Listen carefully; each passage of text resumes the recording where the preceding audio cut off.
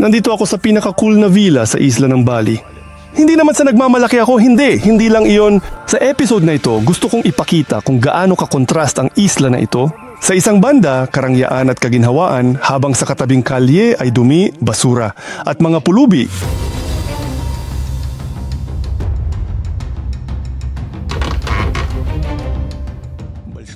Karamihan sa Indonesia ay namumuhay sa mahirap na kondisyon pero nasanay na sila at ang mga bagay na maaaring mukhang hindi tahanan para sa atin ay itinuturing na magandang tahanan dito. This is your father's room. No, it's a restroom. Ito ang iyong bahay.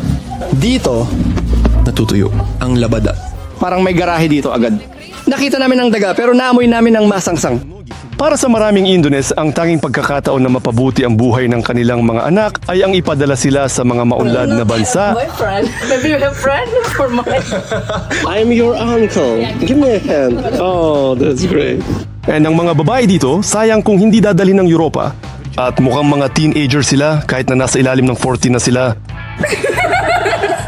Sinasabi ng batang babae siya ay 37 taong gulang. Ngayon, susubukan natin. Oh, Diyos ko.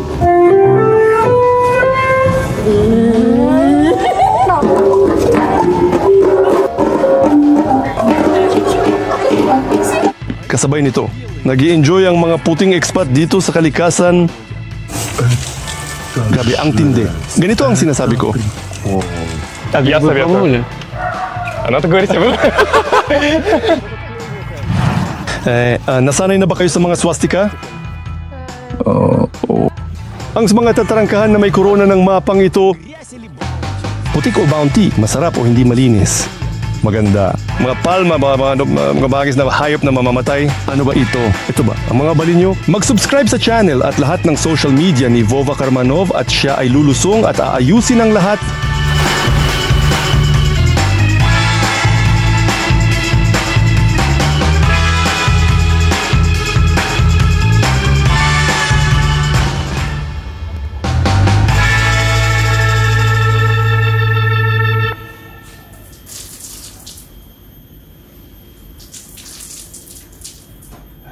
Sinabi sa akin ng taxi driver na si Baika, ayos lang, handa na kaming maghintay kapatid. Ganito ang komplikasyon sa pagsasalin. Nagmamaneho ako sa motor sa pangunahing lungsod Isla Bali. Sa Denpasar, halos 1 milyon ang nakatira. Pero hindi ito mukhang Bali, hindi ito mukhang lungsod, kundi parang isang buong nayon. At pamilihan, sa totoo lang, ang Denpasar ay isinasalin bilang sa pamilihan. Isang maliit na berdeng damuhan dito ay isang napakalaking bihira. Ang truck para makadaan ay basta na lang nagtataas ng kamay. Parang sinasabi, pahintulutan niyo ako. Wala namang traffic light dito. Nagtitinda sa bawat gilid ng kalsada at kahit ano pang gusto mo, natutulog sila sa tanghali. Madalas dito at hindi mahalaga kung may mga truck na dumadaan na may mga niyog, durian at mangga. Walang talagang matinding sentro sa napakalaking lungsod na ito. Lahat ng lugar ay mababa ang gusali at naglalakad ako sa magandang isa. Sa likod ng tinikawad ang ilog, dito nagiging isa ang lahat ng labis lugar. Ang mga pintuang ito ay nagpapaalala sa akin ng trabahong ligtas. Sa gilid ng kalsada, nakaparada ang sasakyan ng klase. Maganda, pangit panggaw kariton. Ang mga puno ay ganito kalalaki na kayang maglaman ng templo sa loob at ang bagong tirahan ay ganito ang itsura, mahabang tren na may mga pinto. At narito ang pinakakaraniwang kape sa kanto. Lahat ay napakarumi, mamantika at malagkit. Ito ay ang chef administrator at mukhang may mga problema ang babae sa kanyang balat. Television, hindi ako magugulat kung hindi ito nag-on dahil sa dumi. Pero sa menu may mga murang pizza na mga $1 at mga inumin na $0.50. Ang spaghetti ay medyo higit sa $1. Deluxe burger. Medyo higit sa $1 pero may maling pagkakasulat. Kailangan itong isulat ng tama sa papel. Narito, ibigay mo ito sa babae. Sa mga tila na hugasan na tinidor, may mga napakaduming mancha. Kaya bababa ito kung kaya ko. $1. Napasunog lang ang laparuska, sobrang nakakatakot. Hindi, ganito, hindi carbonated.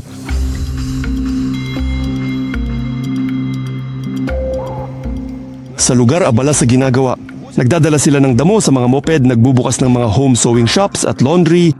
Mura lang ang labahan. Mga damit ay natutuyo sa tabi ng daan sa daga. Karamihan sa residente ng Indonesia ay Muslim, but Balinese have their own Hindu religion. Ang distrito ng Denpasar ay may malinaw na hangganan batay sa relihiyon ng residente. Ngayon, pumasok ako sa Muslim na komunidad. Can I buy coffee here? Okay. Yeah? With milk. It is like a salad or what? Yes, like salad, many vegetables, and with the rice. Hindi mura ang kape. Gusto ko sanang makita kung paano namumuhay ang mga lokal na residente. Namangha ako sa kanilang pagiging mapagpatuloy. Siyempre, unang bahay. Nakita ko, pinapasok ako sa loob, pinayagan akong mag-video o makapaglinis, makalakad. Narito ang kusina. Para sa akin ba ito? O, kape.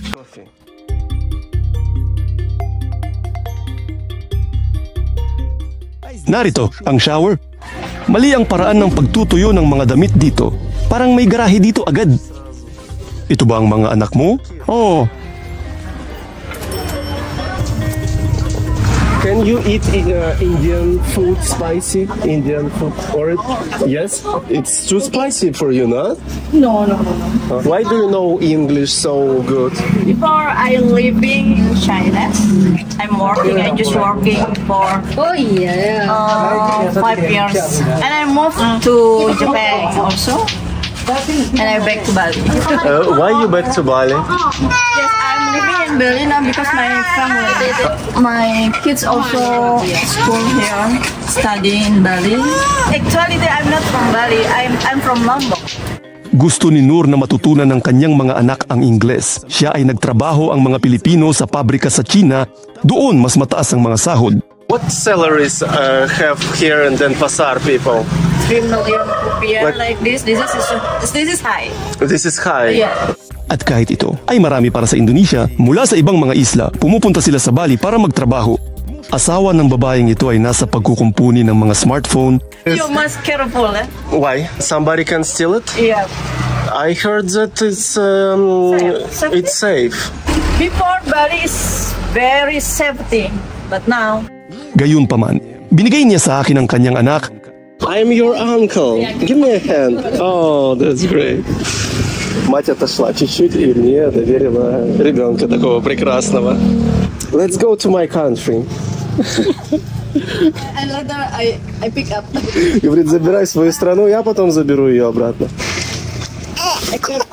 Lahat ng residente ay lumipat mula sa Java 10 taon na ang nakalipas. Pupunta sa bahay Nura. Sa ilalim ng bubong, nakatira ang 3 pamilya siya.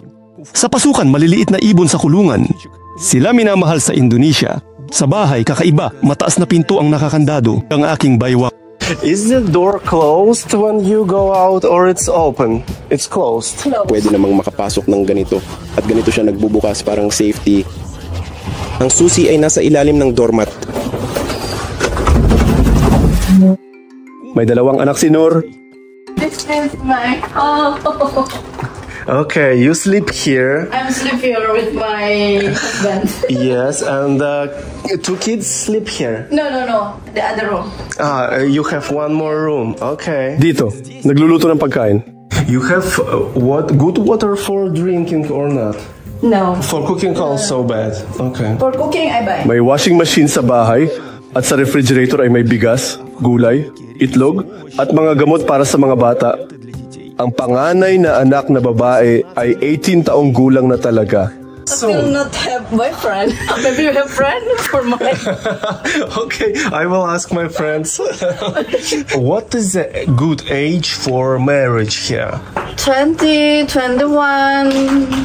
But is it okay if girl is pregnant in 16, for example? 16, maybe no. Too early, yeah? Yeah, try. Сейчас покажем невесту. Срочно нужен муж из Европы. This is you. Yeah, when I All these pictures. Это сама Нур 15 лет назад. Была просто конфеткой, как и ее дочка прямо сейчас. Oh, she's really pretty. 4 taong gulang na at nagtatrabaho na siya. Giging ginto ang kanyang asawa. But she's really beautiful. She will find a good man, I'm sure. Thank you. Naiintindihan ng mga subscriber ay nagmamadali sa Denpasar para sa nobya nila kung hindi kayo mga Muslim. Ibalik. If she will fall in love in somebody not Muslim, not big problem. This is not big problem for my child maybe, yeah, but for my family this is big problem. We get married with the different religion.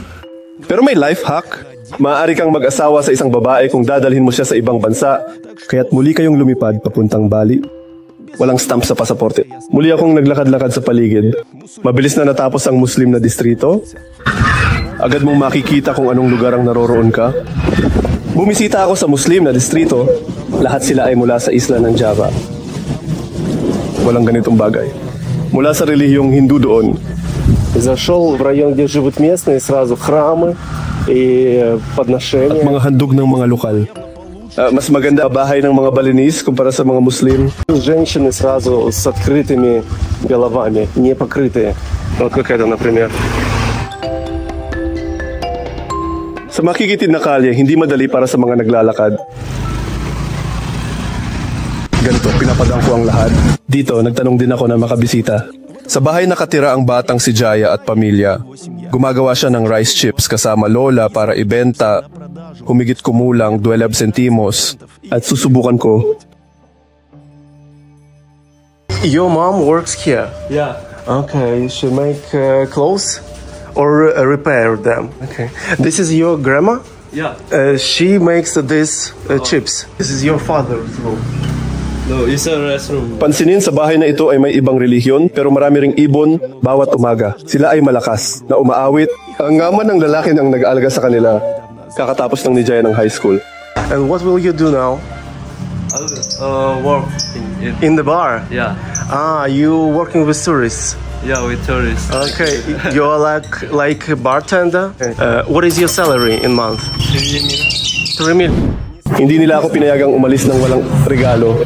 Binigyan pa ako ng isang pakete ng chips. Ganitong mga chips na gawa sa bigas ang ibinibigay. Sa maraming mga kapehan, pero hindi ko nakita ang malalaki. Dito ang lola ay gumagawa ng mga malalaki at ibinibigay niya ang mga ito sa isang kapehan, kung saan siguro ay inihahain ng mga ito kasama ng ilang putahe. Sa gabi sa Denpasar, pamilyar ang atmosfera. Maraming bata at tao ay kasama ang kanilang pamilya. Ang iba ay nasa harap ng telebisyon, habang ang iba ay abala sa gawaing bahay. May isang ina na nag-aayos, mga motorsiklo ay nasa pasukan at pusa ay nagbabantay sa tindahan ng pamilya. Sa gitna ng mga karaniwang bakuran, may mga nakatayo na may mga tilis sa bakuran. May ganitong mini store sa halos bawat bahay. Kadalasang nagbebenta ito ng mga instant na pagkain. And sa bahay na ito, ang ina ay nagtatahi sa gabi. Mga bag para sa mga turista, yung bata ay naglalaro. How much is one? 125. 25. 25,000. You give it to shop? Yeah. Dito sa maruming kusina, nagluluto ng pagkain ng pamilya. Habang sa silid ay natutuyo pa ang mga bag na ibebenta. Sa sahig ay may dandaang mga bote. Sana hindi ito homemade alcohol. Nang lumabas ako, sinamahan ako ng buong pamilya. Paalam.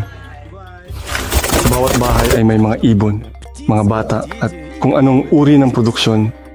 Ito ay tungkol sa mga halaman. Sa mas matao na kalye, ang pangunahing negosyo ay pagkain at gasolina. Bawal manigarilyo sa aming gasolina.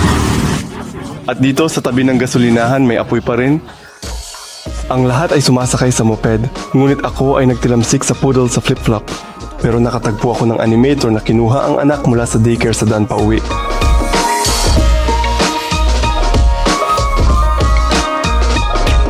Naglalakad ka, naglalakad, at sa gitna ng kaguluhan, nandiyan ang McDonald's. Pagkatapos ng McDonald's ay agad na may tambakan. At dito sa daan, pwede kang tumalon sa bahay ng iba. At narito ang aming hotel, pumasok kayo. Dito sa bubong ay may kahoy na paradahan ng motorsiklo, paradahan ng restaurant. Sa loob ay buong waiting area sa istasyon ng tren. Dito may Asian food sa likod pader, isang walang laman, European resto. Dito umupo. Sa menu may murang pagkain. Narito parang maliit na piraso ng shkvarchushka. Di nagpaliwanag, di ko maintindihan. Pero masarap bagay ito. Para sa panghimagas, mga prutas mula sa tindahan. Sa mga presyo, mga $1 bawat kilo. Yung mga presyo ng prutas ay normal lang talaga kung ikukumpara sa mga resort na lugar. Ang nakakaintriga, ang mga mansanas ay hiwalay at mas mahal sila kaysa sa lahat ng nandyan. Yes, na rupees. Bawat kilo. At heto na naman siya sumisira. May discount. 10%. Hindi ko alam kung para saan.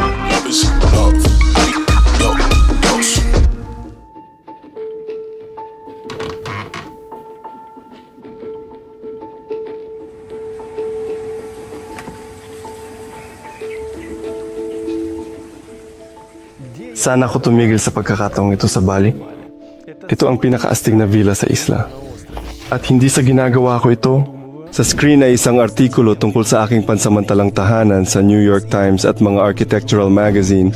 Sinusulat nila kung gaano kakomportable at kaplano ang Bali para sa mga mayayamang tao. Ito ay kinukuha ko mula sa kalye. Isang bahay lang nagawa sa salamin at kahoy.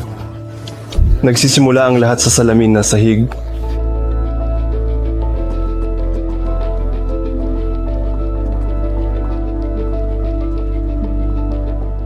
Bilang karagdagan sa salamin at bakal, tunay na antigong kahoy mula sa isla ng Java.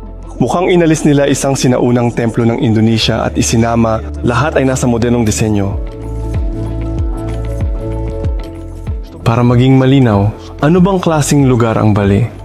Narito ang dalawang pader na gawa sa ladrilyo. Sa likod ng isa sa mga pader ay nakatira ang music producer sa Iceland. Naalala ang aking video ng Iceland. Sa likod ng pangalawang pader, ang pinaka-cool na German rapper na si Kroll. Talagang mahusay na musika ang ginagawa niya at sinusulat ito dito mismo. Katabi nito ay isang hiwalay na bahay, pero ito ay napakalaki at gawa sa salamin. May malaking espasyo. Pati ang banyo. Ganito. Hindi ka nahihiya, binubuksan mo yung mga blinds.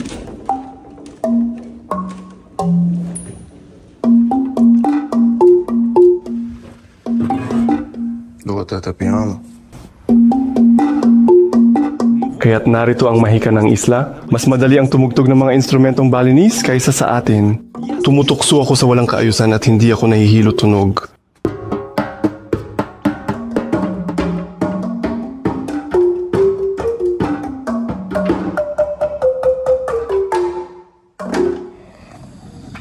Sa labas ng bintana ang mga gubat.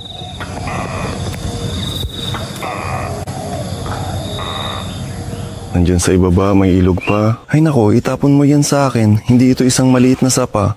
Hindi ko napigilan. Naglakad-lakad. Ganyan. Tayo magpapasok. Sa loob ng gubat. Вообще очковенько. Особенно босиком. Зачем я сюда полез босиком? Совсем больной.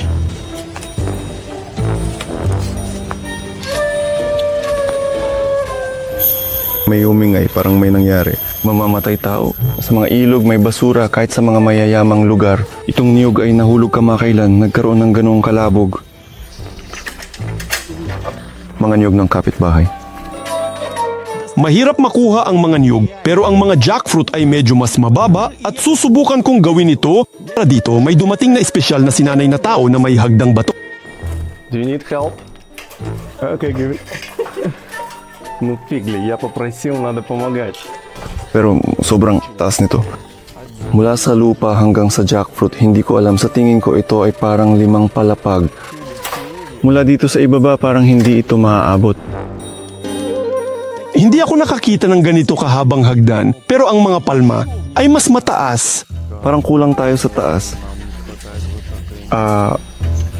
Doon, nakakita siya ng ilang jackfruit na mas mababa. Sige, susubukan ko. Sobrang malabnaw niya. Ganun. Parang umuumbok siya sa ilalim ko. Sige, ang trabaho ko ay suriin kung hinog na ang jackfruit at ang pag-ani nito ay magiging espesyal na. Sinaunang tao na sinanay kasi hindi ako makababa ng may telepono sa kamay at may jackfruit.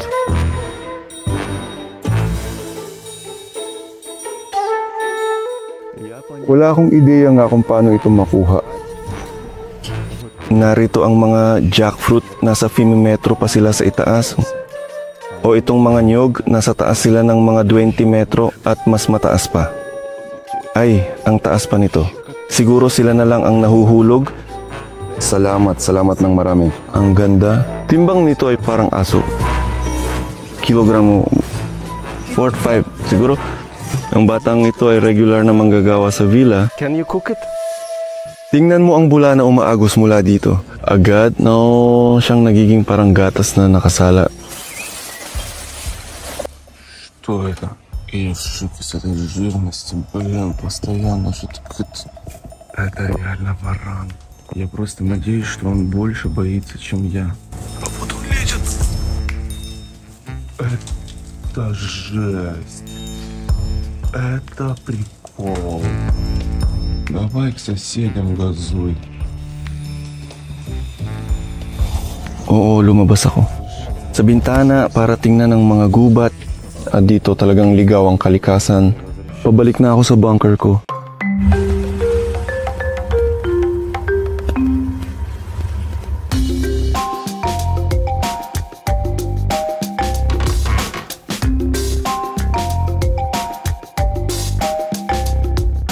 Kaya sa Bali, pinatutuyo ko ang aking buhok.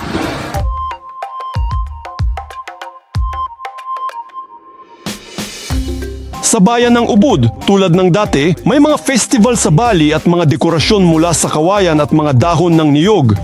Siksik parang kahoy na matibay.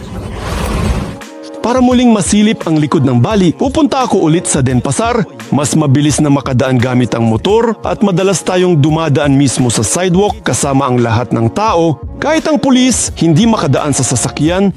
Hey, bumangon ka. May mga pagkakataong hindi tulong ilaw ng pulis.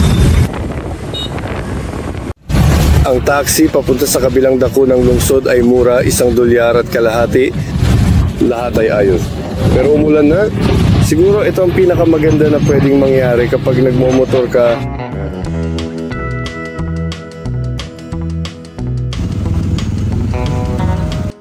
Mabuti at maikli ang mga ulan dito. At papunta ako sa pangunahing lugar ng kasiyahan sa Denpasar. Ito ay hindi gatas, hindi water park, kundi pamilihan. Sa mismong lungsod, palaging may bagay na nasusunog sa tabi. Dito may mga bata nag-aapoy ng aso at dito may mga barbecue tabi ng daan.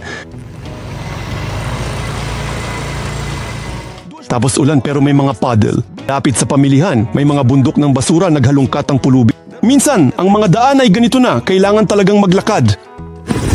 Amoy na sa pamilihan tayo. Pamilihan mga Indones, ito ay isang amusement park kung saan dinala ang lahat ng mga asawa at anak na umupo sa motor. Hindi nyo naiintindihan. Alam ng pusa, pamilihan ito ng isda. Oo, ang mga bundok sobrang baho. Bulok ang isda. Akala mo ba, mayroong 1 tonelada nito dito? Ang mga bangkang pangisda ay dumadapo mismo sa mga hanay ng kalakal. Nagluluto at kumakain ang mga tao dito rin mismo. Gagawin ko rin yun pero hindi ko pa alam kung ano ang iihaw ko. Ang yelo sa init ay natutunaw at dumadaloy sa sahig, nagiging putik. Nakakatakot ang tumingin sa mga pwesto. Malalaking ulo ng isda ang mga alimango ay nakatali pa dahil buhay pa sila at gumagalaw. Makukulay na isda, mga stingray, mga hipon na kasing laki ng daga at malalaking lobster na may guhit na kulay tigre. Lahat ng ito ay nabubuhay malapit sa dalampasigan. Dito, ang mga talaba ay parang biskwit at ang mga ito ay parang mga talaba sa ilog pero may uranium green na gilid. Ngayon, medyo tahimik ako kaya hindi ko na ito gagawin. Nasa isang paralel na mundo. Ano ang kakainin ko? Mga talaba, humihinga pa sila, mga pusit. Sa halip ng mga buto, mga talaba at kaunting pugita. Ang nag-iihaw ngayon ay itong chef. Humingi siya ng $4, ngunit nakipag-ayos kami na 2 kilo ng pagkain. Makakakuha ako ng mga ganitong seafood, mga bitamina, sa halagang $8. Ang batang hinihiwa ang mga pusit at ihagis sa grill isda at pugita. Isang maruming ventilador ang humihip sa grill. Maliit pero hindi mas mabango, tumatama sa muka at plato ng tao. Kailangan talagang maghugas ng kamay, may hose. Para mas masaya ang pagtunaw ng pagkain, may musikero nag-aawit sa mesa.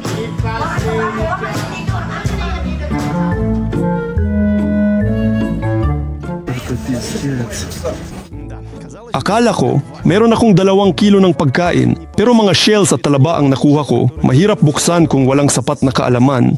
Nagugutom. Ako. Hindi ko man lang naisip na ang 2 kilo ng pagkain ay magiging kulang dahil karamihan dito ay mga shell sa klasikong paraan. Dagdag ng mga hipon.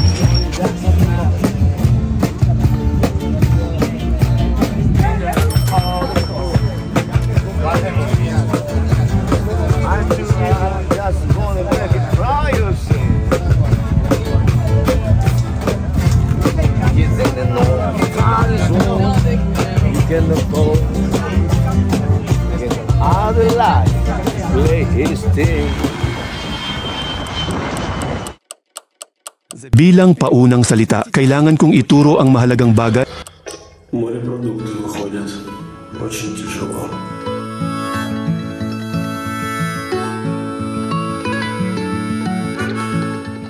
Pumasok ako sa isang mid-class na lugar sa Denpasar, tahimik na berdeng kalye kung saan nakahalo ang mga lokal at mga expat.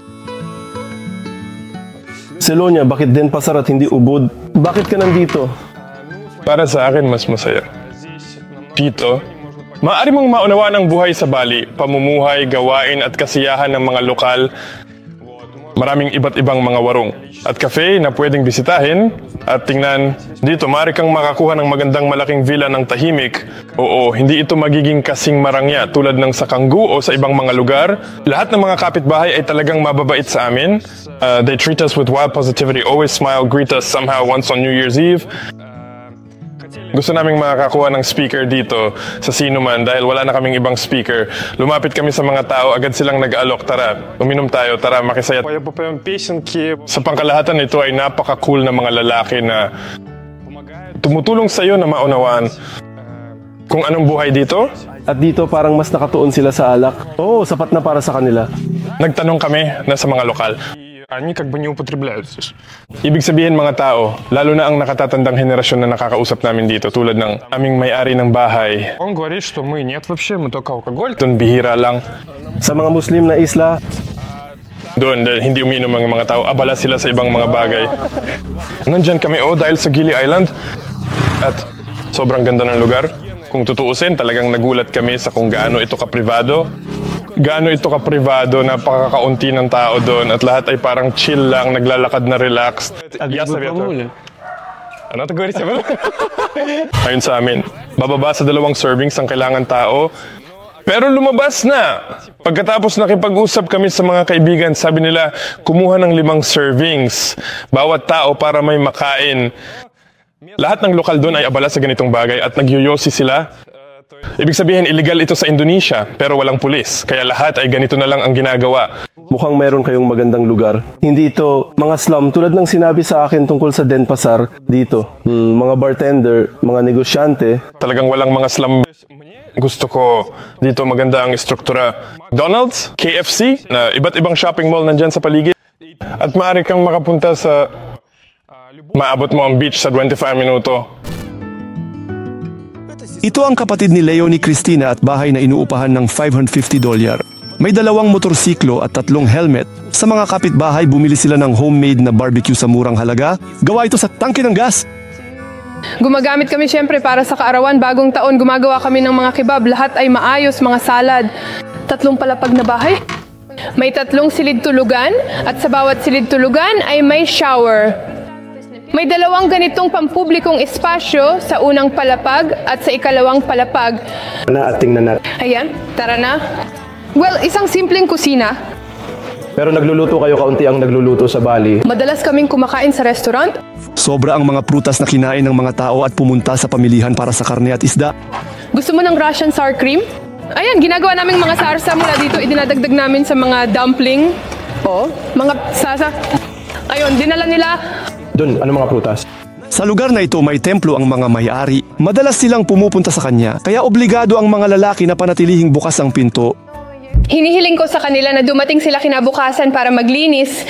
Sa ganitong espasyo, bilang isang tao na nagtapos sa Fakultad ng Konstruksyon, napakahirap para sa akin na tingnan ito dahil ganito ang itsura. Narito ang balkonahe na hindi mo maabot. Alam mo, bakit lang paano... Dito tumalon sa bakod na ito diretso sa sala. Shimoto, may sarili akong lugar para sa pedicure.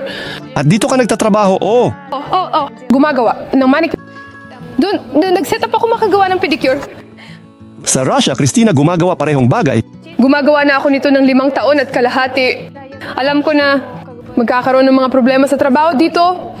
Sa kapatid sa prinsipyo, meron akong remote trabaho, nagtrabaho kami. Sa mga ganitong kumpanya, hindi nila pinayagan ang remote work. Kailangan para sa ilang bagay, kailangan mabuhay, yan.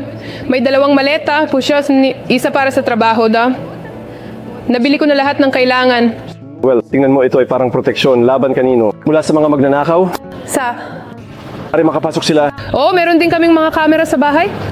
Pero sa totoo lang, hindi ko alam kung kanino sila nagpoprotekta. Posible, nandito sila, alam nila na nandito at nagnanakaw at lahat. Pero Sa usaping seguridad, pakiramdam ko ay sobrang ligtas ako. At nang naglakad ako sa Don Basaro mga alas 10, well, alam mo na, madilim na talaga, may huminto sa paligid ko, siguro 3 goaljacker, 3 taxi driver. Tinanong nila, ihatid sa lugar, hindi ba kayo naligaw, okay lang ba kayo? Может, они заработать хотели просто? Ну, не знаю, нет, то есть, в России так не останавливаются.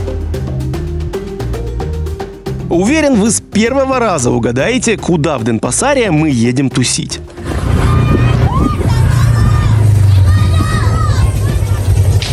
Ano po? Sinong pinadala muna? Kaya naman... Siyempre, sa pamilihan pagkakataong mga pangunahi.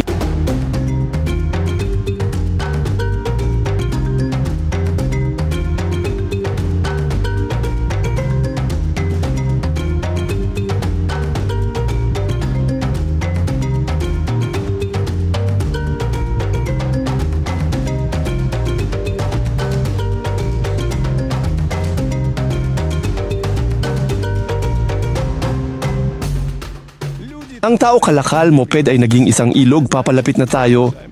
Pagpunta grocery store, sakay bike bag kamay, normal yun dito. Yung mga moped ay inabandona sa paradahan, mura. Hindi mo ba natutunan na magdala ng mga bagay sa iyong ulo? Tulad ng mga bagahe sa paliparan? Hindi. Pero nakikitang sumasakay ang mga tao sa motorsiklo papuntang paliparan.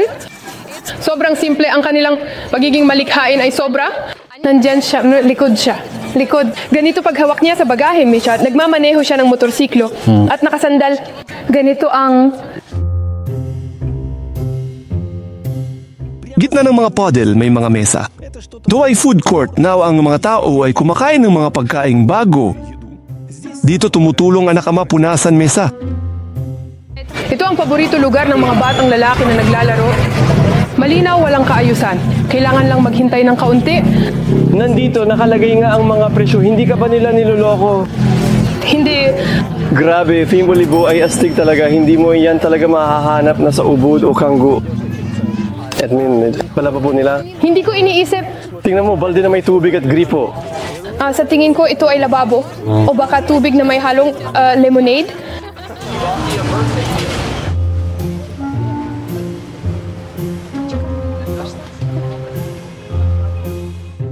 Isang babaeng Muslim ang gumagawa sa atin ng lemonade sa baso sa pakete.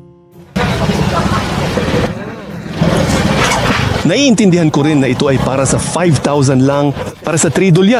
Halos naubos ko na, pumasok ka, ano ito? Mukhang tulad ng dati. Noong dekada 90, ang mga kabataan ay naglalakad at nalalanghap ang mga label, ganun din sa mga pakete. At sila rin, nakangiti at masaya, naglalakad tulad natin. Nandito singot pandikid. Ito ay isang pamilihan na may bubong, ilang palapag at kahit ng mga escalator. Sa loob ng gusali may mga mabahong agos pero natatakpan ng mga pabango ang amoy.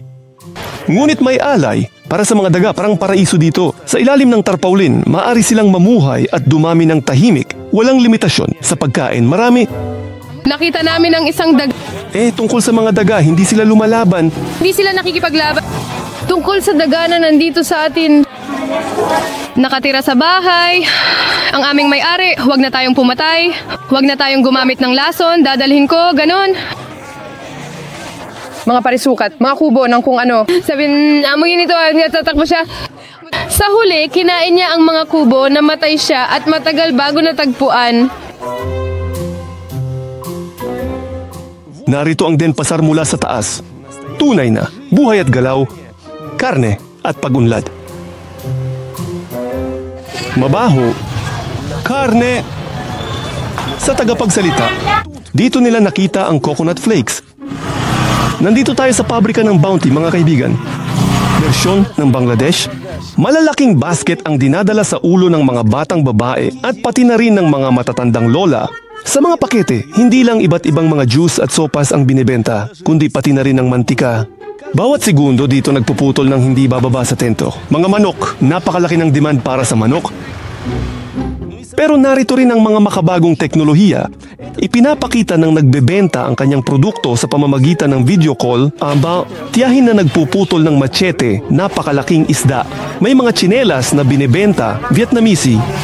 Sa pangkalahatan, ayos lang, may mga tao nagmamaneho ng mga motorsiklo sa gawain nila. Kaya, unang beses kaming dumating dito, nilapitan kami ng dalawang babae. Nagsasalita sila ng Ingles. Ano ang kailangan mo? Karne, kailangan? Sige, sumama kayo, ihahatid namin kayo, bibili kami para sa inyo. Hindi kami agad nagustuhan. Ayan, at sa huli, lumapit sila sa paa. Parang lokal sa Indonesia, tinatanong nila kung magkano ang halaga. Sinasabi nila ang isang presyo, pero sa amin, ang presyo kapag isinasalin sa Ingles ay talagang doble.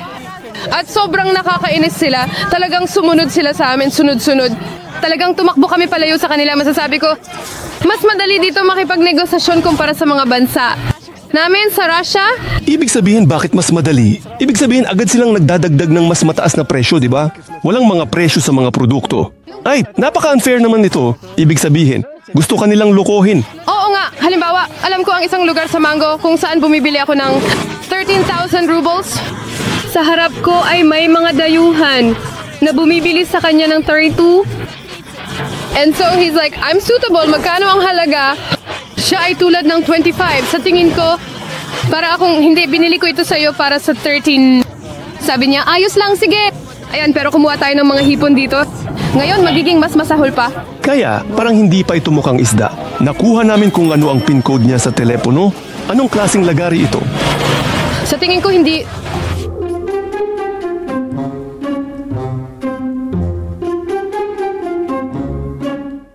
Sa kabila ng hindi kaaya-ayang itsura ng lungsod at ilang mga lokal na residente, ligtas si Christine. Sa kanila, walang nangyaring ganun na may kumain ng dayuhan sa kalye nyo. Karaniwang pinupuri nila kami doon. Sila sama-sama ipinagdiwang ang bagong taon. Tinanong nila, ako, may karaoke sila doon. Parang sila, saan ka? Sabi nila, kantahin mo kami sa Russian. At tumugtog ka sa balalaikat. Pinaabot nila kami dito ng libreng alak. Hindi ko alam, lahat sila ay napakamahilig sa mga bata. Sa kalye namin, tuwing may pagkakataon, sila'y ngumiti at nakikilala ang kanilang maliliit na anak.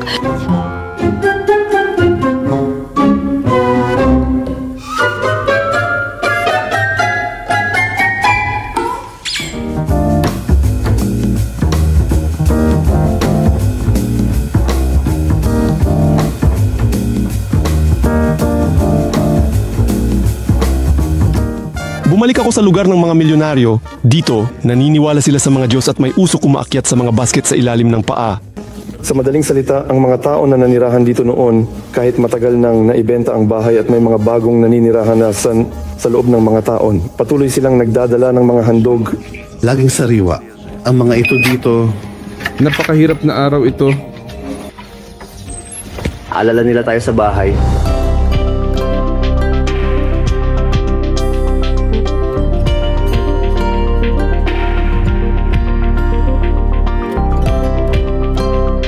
Ang lahat ng dumi ng Denpasar mawawala sa akin sa loob ng 2 segundo.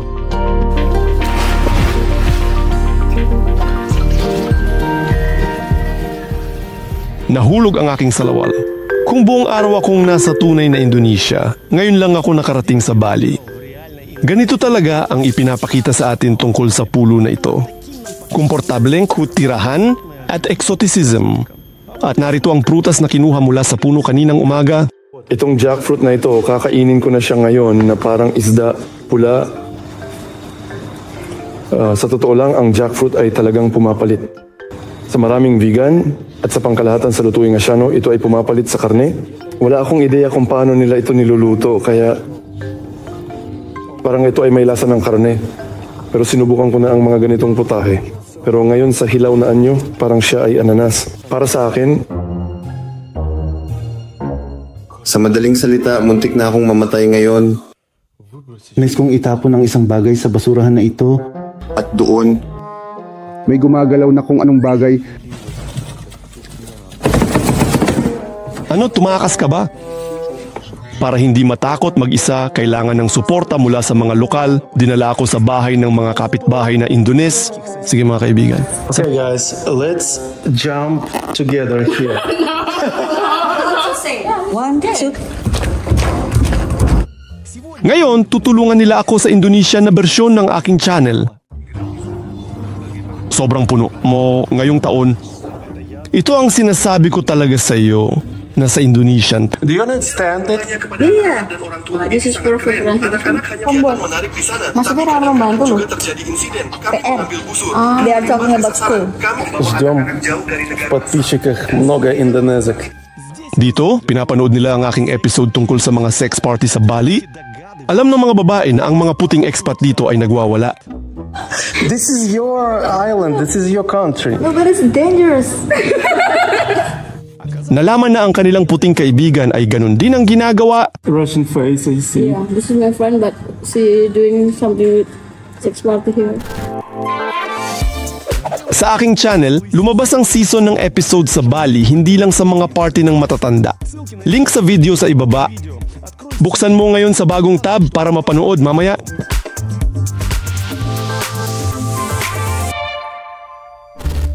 Nandito mga babae, hiningi sa akin. Isang leksyon sa wikang Ruso.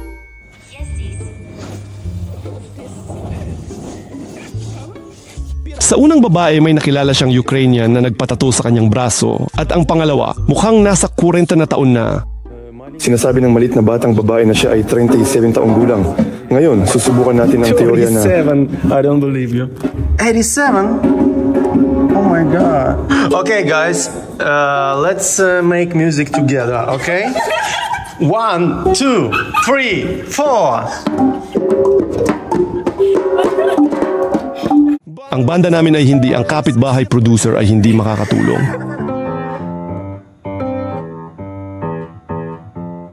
Sa ligaw kalikasan sa likod bahay, hindi ko na ipakita aking pinakamalakas na panig. What the is that? Ah! Он огромный. Это НЛО. Планеты Чики-Чики-Пук. Вот моя рука, какой он большой.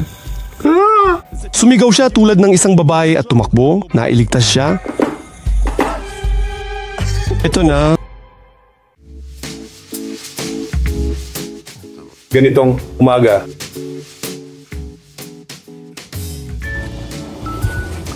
Binalik tayo sa tag-init.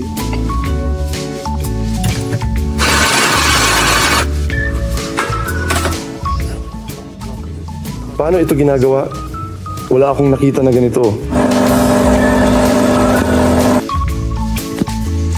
Ayaw talaga magtrabaho. Ganito ang umaga.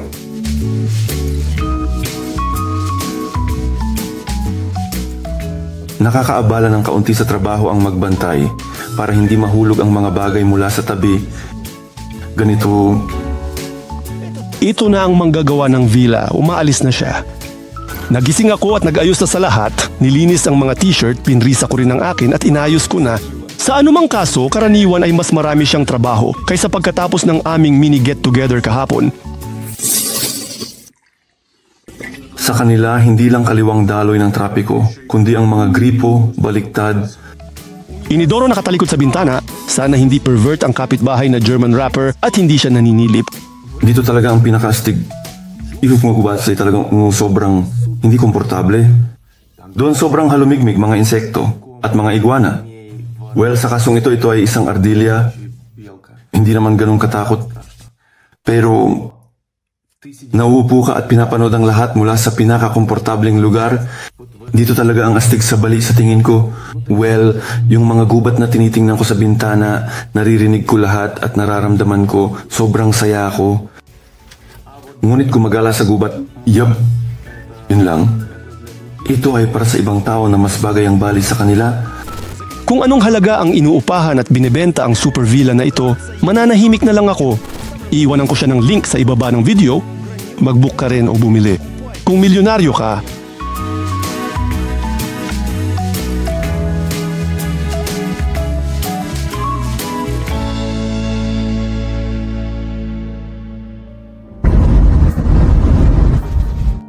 Pupunta ako sa hilaga ng isla. Dito mas ligaw pa ang mga lugar. Minsan kailangan talagang dumaan diretso sa ilog. At ang mga daan ay basta na lang nawawala sa bangin. Sobrang mabagal ang biyahe sa sasakyan. Kailangan naming magmaneho ng 43 kilometro papuntang hilaga ng isla. Pero makararating kami sa loob ng 1 oras. Lahat ito dahil sa makikitid na daan at sa ating katamtamang bilis. Ayan, 20-30 kaya ganyan ang takbo. Ang pangalan ko ay Mastika. Okay, astig ang mga pangalan nila. O, dito sa tabi ko, may isang lalaki pangalan ay Mastika, pero buong pangalan ay ayan Mastika. Ang ay nangangahulugang siya ay isang lalaki kung babae. Sinit. Ang Wayan ay nangangahulugang siya ang unang anak ng kanyang mga magulang. Wayan, Mastika pala. Sinasabing ang lokal na Balinese at Indonesian mula sa ibang isla ay mga dayuhan. Bali man sa daw, Indonesian man. Sa pananaw siya ba ay mula sa Java o Sumatra? Medyo mahirap ito. Ang ibang mga isla ay may iba't ibang wika. Hindi mo ba naiintindihan? Kapag may nagsasalita mula sa Sumatra, hindi pero anong wika? Ang sinasalita ng presidente o punong ministro, Indonesia. Oo, ang Indonesia ay ang ating pambansang wika. Everybody know it. Everybody must know the Indonesia. Java, pangunahing isla, doon nakatira ang 150 milyong tao. Minsan, hindi gaanong gusto ang Bali dahil sa kanyang relihiyon at pagmamahal sa mga turista. Pastor in Muslim call one of the YouTube channel. He say Bali is dirty. Dirty. Yeah, okay. That's why Bali must be destroyer. Oh, hindi ako nag-aalala tungkol dyan. Hindi ako nag-aalala dahil meron tayong Diyos, naniniwala kami sa karma. Kung sasabihin natin hindi siya mabuti, hindi rin tayo mabuti, wala tayong problema. Pero masyado silang agresibo. 20 taon na kalilipas, 2 pag-atake ng terorista sa Bali, mahigit 200 tao. Ang namatay, sino ang mga terorista? Sila, pwede na yung mga Muslim. Sila.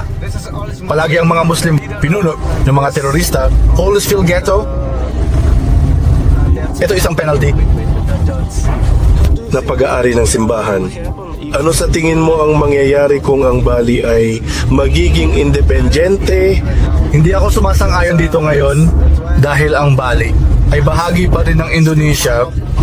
Maaari tayong maging independyente mula sa Indonesia dahil kung magiging independyente tayo mula sa Indonesia, sa tingin ko sa Bali sila ay magiging baka makakuha ka ng reward sa pagbisita sa Bali. Walang gustong gawin. Lahat tayo ay galing sa ibang isla. Parang kuryente, galing kami sa Java. Walang malaking pabrika sa Bali. Wala kaming Olympics. Kakatapos lang naming dumating mula sa Java. Sa gayon, maaari tayong umalis mula sa Africa. Matagal nang naging kolonya ng Olanda ang Indonesia. Wala akong nakita ng mga bakas nito pero tiyak na mayroon. I met the three of grandma from Java and I talk with a friend with Holland language and he say he faces to Holland language because still his style he school at the Holland school and then right now I still remember for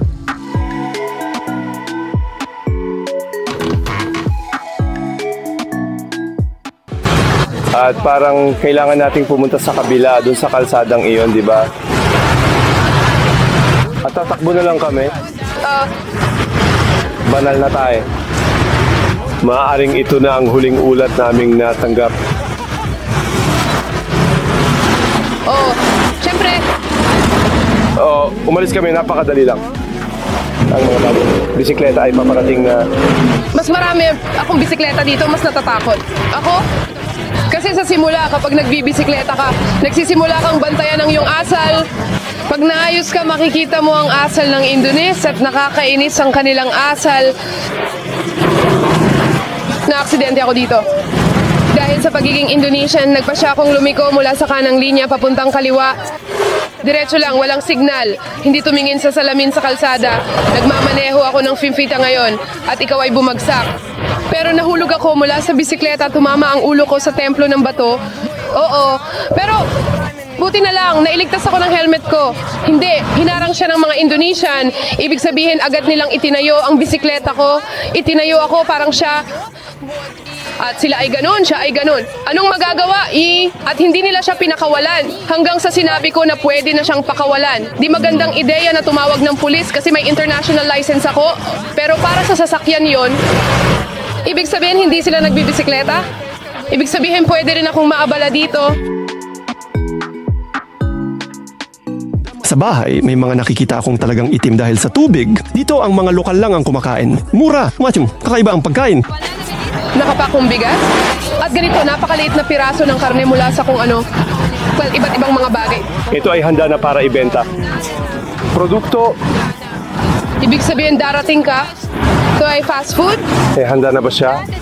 Lahat ito ay iba't ibang palaman. Oh, bagay na baka, bagay na manok, bagay na baboy? Chicken at pig. Nakuha ko ito. Ano ito? Mga cocktail. Oh, isang cocktail. Maaari ko bang kunin ito? Itinuro ko lang gamit ang aking daliri kung ano ang pinakagusto ko. At pagkatapos ay hinaluan nila ito ng martilyo para sa akin at kailangan kong inumin ito. Hindi ko naman hiningi ang berde. Hindi ko naman hiningi ang berde pero ayos lang. Oh, mukhang ganito. May mga bagay na hindi tugma. Tingnan mo, may gatas pa sa itaas. Tapos na pinatami. 20,000 para dito. 5, 5 at 10. Sa tingin ko, 5, 5 at 10. Sa tingin mo, medyo naloko ako, ha? Hindi ko alam. Oh, hindi ganun. Para dito, okay na ang 5. Sa tingin ko, ito ay talagang barya.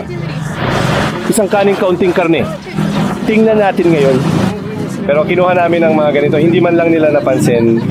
Meron kaming mga sariling life hacks. At paano ito buksan? At talagang nag-uusap. Kaya ito ang iyong plato ngayon. At ito talaga ang aking sweet. Oh, nakikinig naman ako pero nandito pa rin yung roll na ito ngayon. At ito ay hiwalay. Isang pampalasa na may karne. Advice. At kumakain sila gamit ang kutsara. Kailangan itong haluin. Well, para sa 10,000 dito, may mga tao na nagtatrabaho, may mga inihahanda. May buhok dito, may tao. Hindi galing ito sa saging, okay lang. Oh, okay. Oh, maanghang. Ito ba ay mga mani? Ganito. Damn, yeah, I can't do it. Ayan na. Ito, kung ano ang hitsura nito, hindi malinaw. At ganun din sa lasa, hindi malinaw. Anong laro? Kulay na lahat. Subukan nating intindihin kung ano itong mga bakal na ito. Ito ba mga Indonesian na kumukuha ng litrato kasama ninyo? Oo. Oo, napaka nakakatawa nito. Kasi kami ng kaibigan ko ay nagbago. Na mga hitsura, lahat ng bagay. May akong puting buhok. Ito ang unang beses kong nagahit. Kaibigan ko ay pininturahan. Tanan, may ilang Indonesian na lumapit sa amin. 2 tao, lola. Ang ilang ng paghabi, kumuha kami litrato. Tinawag ang isa't isa, nagpicture. May lumapit, nagpicture din. Sa madaling salita, sobrang gulo lahat, parang tinitingnan ng mga tao sa paligid. Mga puti na may labis na interes. Si Lenya ay pagod na sa Indonesia at gustong lumipat sa Montenegro. Walang oras, gusto lang talagang mamuhay sa Europa at syempre gusto talagang bumalik. Di ka pupunta Russia? Sa ngayon, hindi pa. Gusto kong subukan ang sarili ko sa ibang lugar, maglakbay, makita ang mga tao kasi kulang pa ang karanasan ko, bumuo ng sarili kong pananaw. Bago umalis, nag-book ako ng hotel malapit sa airport. Maraming mga freelancer dito. Hindi ko talaga inaasahan na makikita si Artemi Lebedev sa ganitong murang lugar. Sa reception, sinabi nila ang tubig libre. Ngunit kung binasag mo ang bote Shrak, 5,000 rupees. Mula sa kahalumigmigan, bumabagsak plaster kalawangin railing. At sa loob ng kwarto, makikita mo kung gaano kakaiba ang mga Indones. Sa madaling salita, ang pinto, well, hindi siya nagsasara, hindi siya nakakandado. Kasi mali ang pagkaka-install nila ng dila. Dapat ganito siya nakabaligtad. Kahit isara mo siya, nagbubukas pa rin siya nang hindi pinipindot ang hawakan. Parang huli na akong lumangoy sa Bali at uuwi na.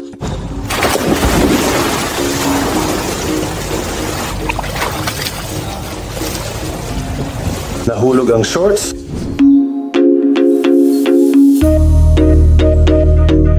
Huwag matakot sa mga bansang Asyano. Kumita ng mas malaki at laging sumisid. Sapat din lakas para lumipad iyong panty. Huwag kalimutang mag-subscribe sa aking channel sa lahat ng social media. Marami pang cool episodes darating. Paalam!